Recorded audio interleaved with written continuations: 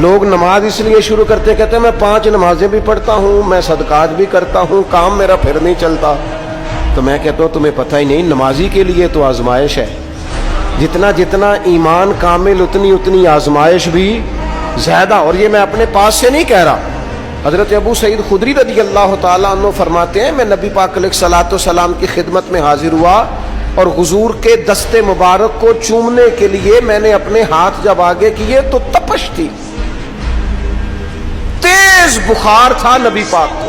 تو حضرت ابو سعید خدری رضی اللہ تعالیٰ عنہ ارشاد فرماتے ہیں کہ میں نے، یہ سنن ابن ماجہ میں موجود ہے، فرماتے میں نے عرض کیا یا رسول اللہ صلی اللہ علیہ وسلم اتنا تیز بخار؟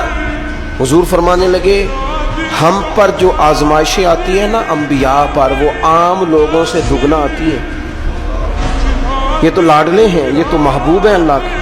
فرمایا عام لوگوں سے دگنی آزمائش آتی ہے، لیکن فرمایا ہمارا رب بڑا کریم ہے، ہمیں اجر بھی ڈبل ہی عطا کرتا ہے، ہمیں اجر بھی ڈبل ہی عطا کرتا ہے. تو حضرت ابو سعید خدری کہتے ہیں موقع اچھا تھا، میں نے ایک سوال بھی کر دیا. میں نے کہا یا رسول اللہ صلی اللہ علیہ وسلم بتائیے نا بھلا دنیا میں زیادہ آزمائشیں کن کو آتی ہیں؟ تو حضور فرمانے لگے سب سے زیادہ آزمائشیں اللہ کے انبیاء کو آتی ہیں، نبیوں کو آتی ہیں.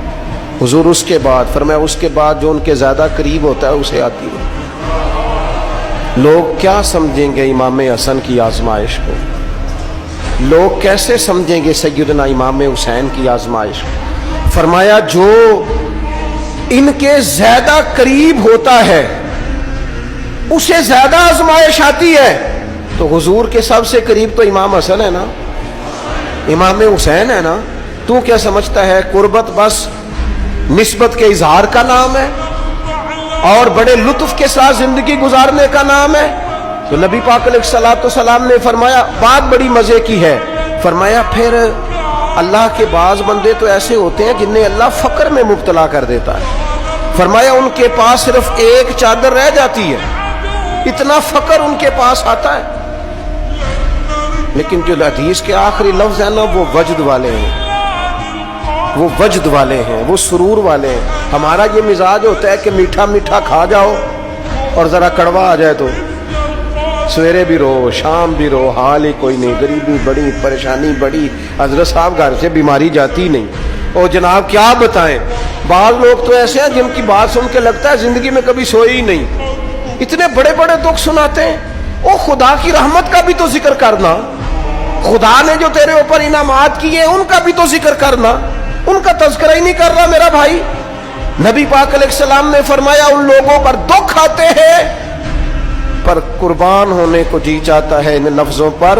حضور فرمانے لگے وہ رب کی طرف سے آنے والے دکھ پر بھی اس طرح راضی ہوتے ہیں جس طرح تم میں سے کوئی راحت ملنے پر راضی ہوتا ہے.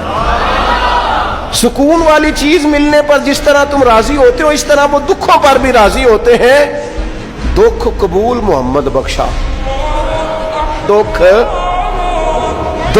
قبول محمد بخشا، پر ایک شرط لگائی چھوٹی سی میاں صاحب نے. انہوں نے کہا 100 دفعہ قبول ہے، دکھ 100 دفعہ قبول، دکھ قبول محمد بخشا پر راضی رہن پیارے.